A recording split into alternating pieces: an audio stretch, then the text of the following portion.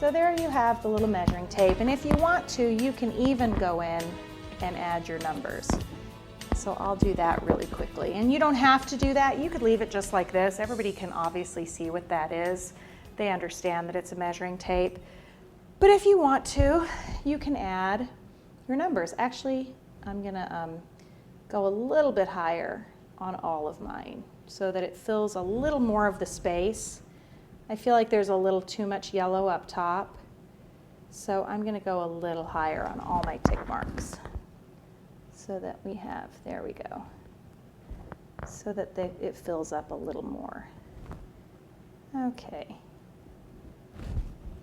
And now I'm not going to put all the measurements. I'm not going to put every quarter measurement. I'm just going to put my 1 inch, 2 inch, 3 inch on here.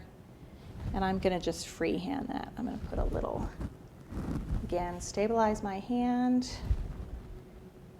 get a nice little point on my brush. And I'm just going to put a little tiny 1, 2, 3, 4, and my little 5 that's hiding. So you can see it's pretty rough, but it gets the idea across. And like I said, if you want to be real exact and go in there and do it perfectly, you are more than welcome to, but I think that looks fine, and I think it definitely gives the idea of a measuring tape. So lastly, we're going to make some knitting needles, and then we'll be all done. Now we're going to make some knitting needles. Now to do this, I have just a piece of copper wire that's pretty straight. I think this is, I don't know, I'm not sure what gauge it is. It's about the width of a lead from a pencil.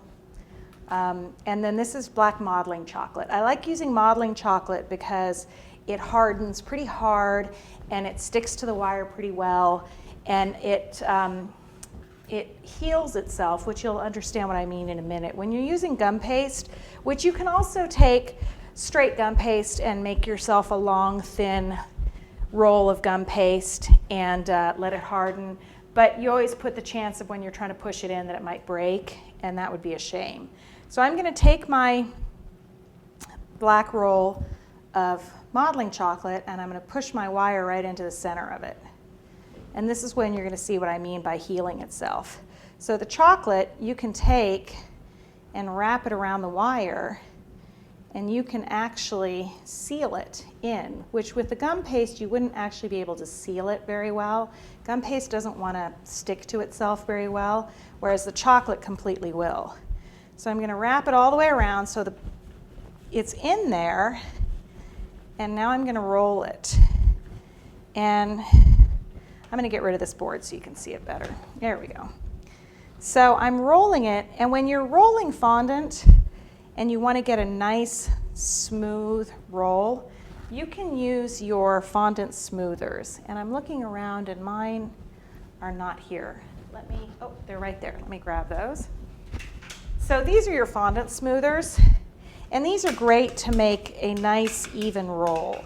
As you roll like this, it's a perfect roll like that. So you see my ends are floppy because this is where the wire ends. So you can just peel those off as you're going. But I want to get this pretty thin because it's a knitting needle. I'm not going to get it as thin as a real knitting needle. You can see this is one I've already done. So as long as I get it about the same thickness of that, I'm going to be happy. We're going to say these are more crocheting needles as opposed to knitting needles. I don't knit. I think that could be right. I think crocheting needles are bigger. Anyways, so here we go. We've rolled it out and it's kind of the same width. I'm going to break off right where the wire ends. I can feel this one too. That's where the wire ends there, like that. And now we have our knitting needle. Now the next step is you want to wait a little bit for this to harden, and the modeling chocolate will get really hard. So you can let that get really hard, and you can see right here it's pretty hard and pretty stable, and then we're going to paint it.